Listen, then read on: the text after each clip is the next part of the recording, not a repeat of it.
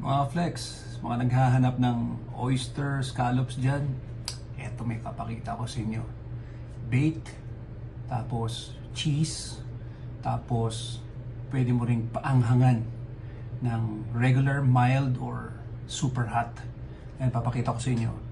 Itong nakarami na ako eh. Ayan o, ito yung scallops nila, the cheese, so bake siya, and then mild lang yung pagkakaanghang. Na-order to online. Pwede mo siyang i-order via Facebook. May phone number sila, Instagram.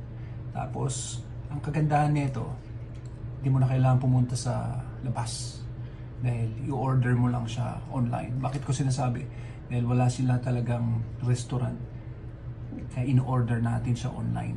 Maganda dito, aside sa pag-order mo sa bahay mo, pwede mo rin siyang i-order tapos ipa-deliver mo sa kung saan mo siya gustong ipadala. Ngayon, hindi ka matatalo dito dahil mura na, napakasarap pa. May 25 pieces, 65 at 100. And may pagpipilian mo either scallop or oyster. Ito siya. Oh. Pangilan ko na yan. Sarap siya. Seashells ang pangalan nung gumagawa.